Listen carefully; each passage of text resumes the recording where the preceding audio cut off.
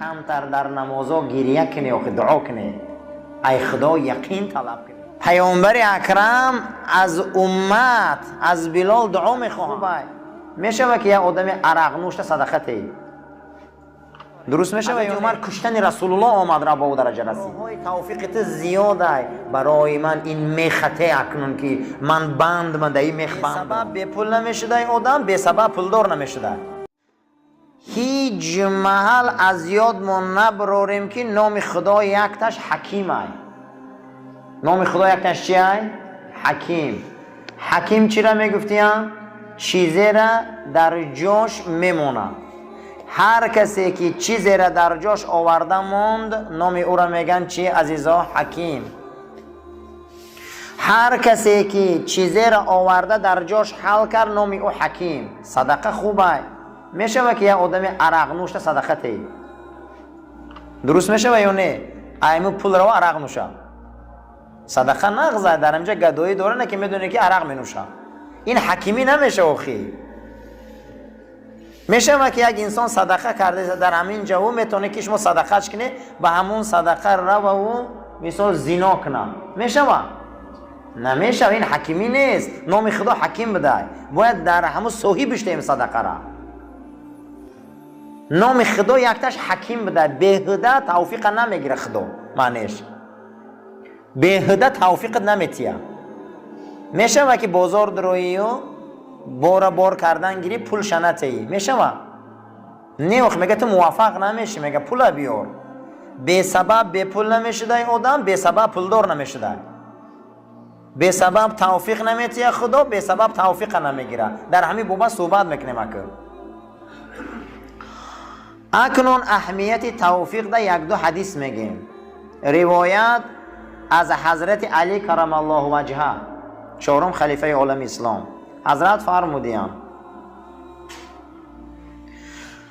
بندگان خدا از خدا یک چی طلب کنه. گفته رسول الله بنده های خدا عباد الله واسأل الله الیقین. بنده های خدا ای خدا یقین طلب کنه. چی را طلب کنه؟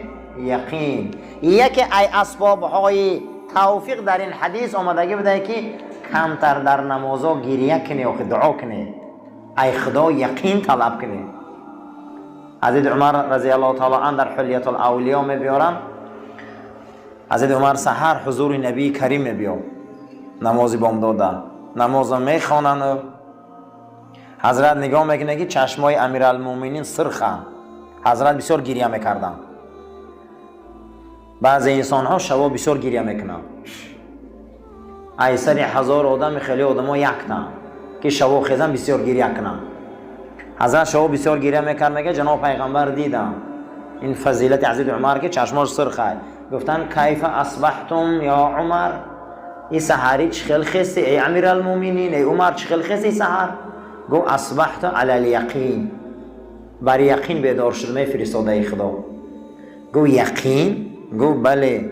گو یقین به خودش علامت داره. گپ ده جواب داده میتونی؟ گپ ده جواب داده میتونی امیرالمومنین؟ گپ ده جواب داده میتونی فاروق اعظم؟ گپ ده جواب داده میتونی عمر؟ او زمان امیرالمومنین نبودن ولی ای عمر علائم داره یقین. علائم چیه؟ علامت‌ها داره. کنی گفتن چه علامت چه دیدی یقینا؟ گو اگر اجازت ای بهشتی ها را دوزختی ها جدا میکنم. گفت قیفو به که فتنه میشوه ماندش کن. یعنی که یقین به درجه بده در رای خدا شک یعنی مکن دلی پر قدمان تو میفهمی دوزختی کیه. تو میفهمی جهنمی کیه. تو میفهمی بهشتی کیه. تو میفهمی. حضرت بلال وقتی که حضرت جابر ابن عبدالله میگه در حضور نبی کریم بودم در مسجد تنها نشسته بودیم که حضرت گو یک بهشتی میبیا دیده استم یک بهشتی میبیا قلبش و روحش از بالای عرش خدای. من میگه در حال بیرون برو آمدم نظارت کردم کسی نیست. آمدم گفتم کسی نیست. همین کمتر نشسته بودیم که میگه بلال در اومد. گو یک بهشتی میبیا دیده استم یک بهشتی میبیا قلبش و روحش از بالای عرش خدای. من میگه در حال بیرون برو آمدم نظارت کردم کسی نیست. آمدم گفتم کسی نیست. همین کمتر نشسته بودیم که میگه بلال در اومد. جناب پیغمبر چهره بلال نگاه کرده، پرسید کیف اصبحتم یا بلال؟ ای بلال چه خلخسی سری؟ حضرت میگه چهرهاش سرخ بوده، چشماش خون پیچیده بوده گریه را. گفت روح و روان تا ای عرش بالا دیدستم ای بلال. حتی در یک روایت دیگر در حلیت الاولیا میبیاره، گفت بلال دستاش جناب پیغمبر بلند کرد، گفت در حق احمد هم دعا کرد. یقین به او درجه رسیدم. پیامبر اکرم از امت از بلال دعا میخواهند. این چیه؟ علامت یقینه. چی به امروز پیغمبر ما میگه این رسول الله صلی الله علیه و سلم ای خدا اول توفیق میخوای یقین طلب که خدایا برای من یقین ده که من شک نکنم در راهت، من در راهت ددیله نشوم، من صدقاً قبول کنم که حقی، من صدقاً قبول کنم. یک تاش یقین همینه. آیا باور داری که منکر نکیر هست یا نه؟ آیا باور داری که در گور پرسیده میشوی؟ آیا باور داری که منکر نکیر ایت سه سوال میکنه؟ همین اگر یقین نداشته باشی چی نماز میخونی؟ آیا باور داری که کرامان کاتبین اسما را مینویسن؟ آیا باور داری که در گور ملائک می اومد از میپرسیده است؟ آیا باور داری به همین؟ آیا باور داری به همین؟ همین که دو دیله باشی چی نماز میخونی عزیزم؟ یقین نمیای. یقین داری که همین مسجد اومدی، مسجد خانه خدا هست. یقین داری که همینجا 27 ثواب میگیری. یقین داری که در همین جهر یک تسبیح 27 تسبیح هست. پیغمبرمون گفتن. تو یقین داری که اینجا چی هست؟ وقتی یقین نداشته باشی چی ده میبیایی اینجا؟ چی ده میبیایی میگه؟ انم یقینش انمینه. فاسأل الله الیقین، از خدا یقین طلب کنه. بعد از او رسول الله گفتن که یقین سری دینه. دین به خودش سر داشته. سری دین چی بده؟ یقین. ستون دین چی بده؟ نماز. کوفان دین چی بده؟ شطور به خودش کوفان داره. کوفان دین چی بده؟ جهاد. هرچی به خودش یک حیوان ده مانند کرد رسول الله.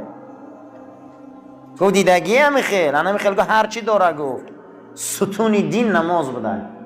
سری دین چی بده عزیزان؟ یقین. یقین داری چی؟ یقین داری که فردا میپرسنه. یقین داری که خدا پگه زبانم میبسته میگه الیوم نختیم علی افواههم و تکلمنا ایدیهم و تشهد ارجلهم بما كانوا یکسبون. آن روز زبانها بسته میشوند، دستان و پاهای شما گپ میزنند. کجا گپ میزده؟ دست و پا گپ میزده. باور داری به همین میگم. همین یقین میگن. باور نداشته باشه عزیزم ولی دینت سر نداره. دین سر نداره میگن.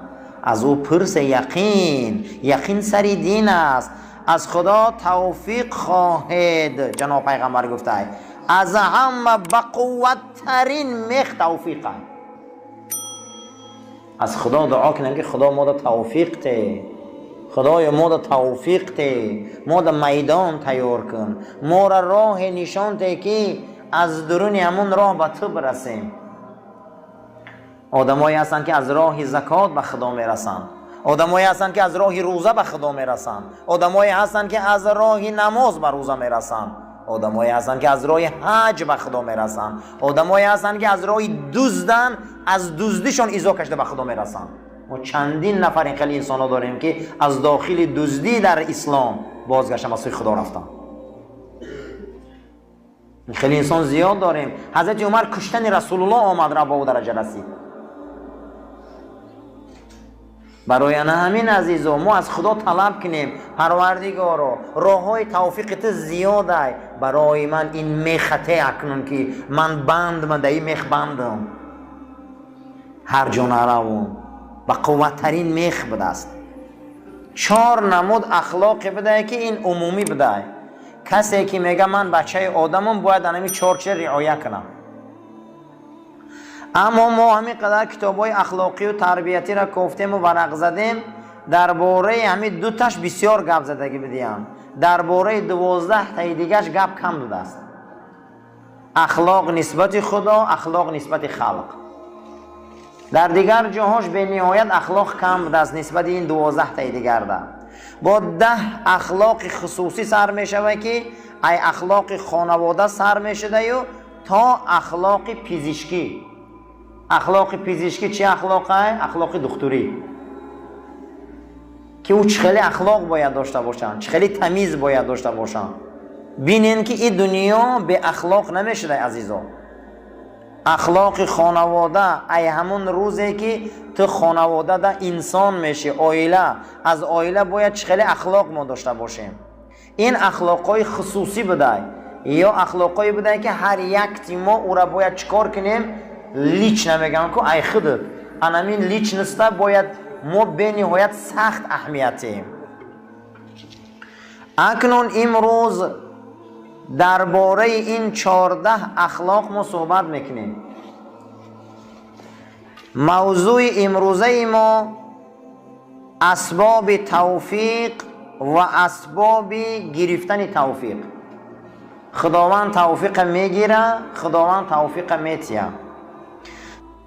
شما نگاه کنید امروز تمام نیروی این جادوگرا زید منبر رسول الله های. از این منبر پیامبر شب خواب میبینه، میخیزه گریه میکنه بین صحابه ده. اصحاب میپرسه لماذا تبکی یا رسول الله؟ چرا گریه میکنی فرستاده خدا؟ جناب پیغمبر میگه شب دیدم در منبر و میمونا برآمدیم. چی به فرستاده خدا؟ تعویلش چیه؟ یک روز میشه ای منبری من بسیار میمون بازیو میشه. این همش مکتبای جادوگریه. شما گمان نکنید جادوگری فقط همینه که در نمک میخورن، در نل اسب میمونن. معنی دنیا، سیر دنیا مش انا مثل مکتبای ابلیسی جادوگریه. یک نوع میسازن، تربیتت میکنن، باور نمیکنی. این سحره. سحر میکنن، میبرن در بین جهنم میمونن تا. برای وعده های بر دروغ.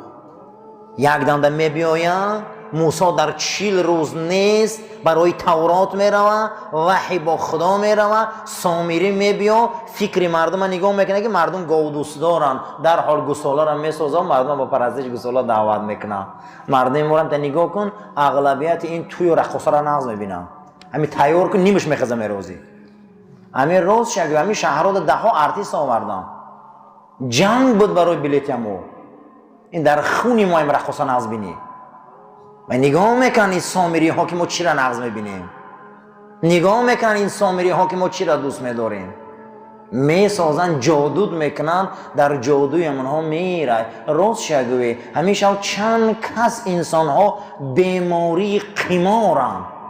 این خانه منسوز قمار چقدر بچه ها را حیف کرد. خانه ها را دادن. ای درون همی تلفن در تمام کمانده های فوتبالی که هفت پشتش نمیشناسن پول میمونه. یا همین جنگا یا همینو میم و اینو کسنن، اینو جادو شدگیان، اینو نمیتونن برآمدن، اینو جادو شدن. من شر نفثات فی العقد. خدایا پناه میطلبیم از این جادوگرایی که جادو میکنن، با تلفن جادو کردگانی یورا. شما پرسه بسیار اینها 100,000 و 200,000 میلیون قرض شدگیان. سیره بای نمیتیان از این مرکزای بوک میکری، از این مرکزای قمار. کجا اخلاق و ضعیف شدستیان؟ اسلام انا همینه عزیزا. اسلام اومدن که انمی ضررهای بیرونه و درونه را برای ما و شما تعلیم و تربیته. من شر نفثات فی العقد من شر حاسدین اذا حسد. خدا گیرین حسده. این دنیا از حسد کلید شد. این دنیا از حسد مردم آواره شد. این دنیا از حسد جوان مردای خوب محبس شد. هزارها جوان مرد و علما از حسد نابود شد. خدا این حسد بسیار چیزی بده برادرها. حسد مکافاتش مرگه. نمره این حسود از این درد کم آدم خلاص شود. ای بیماری رک حسود گنده.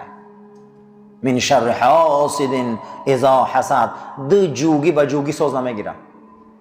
باور کنی اگر این حسود ای این حسود ای. با نماز اینو نماز اینو بسیاری ما با نمازو فریفته نشویم، با حجگی و حج فریفته نشویم. یک مرتبه بیا مسئله نفسش خدی بازی کن کو تجارت زراعتش تا حسود او را میبینه. ای قارون گنده ای فرعون گنده ای، تمام امکانیت میمونه برای تو از بین بردن.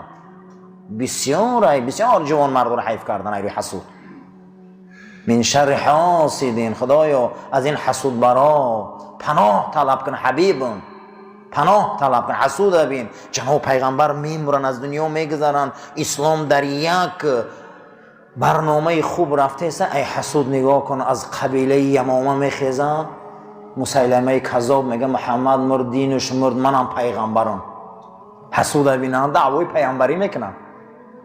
دیر نمیگذره که طلحیه اسدیه دعوی پیامبری میکنه، نغیر ابن مالک دعوی پیامبری میکنه، سنجای جادوگر دعوی پیامبری میکنه. در بین عالم اسلام همه دین میبرویه، نمیدونن چیکار کنن. 5 تا پیغمبر شه بعد رسول الله.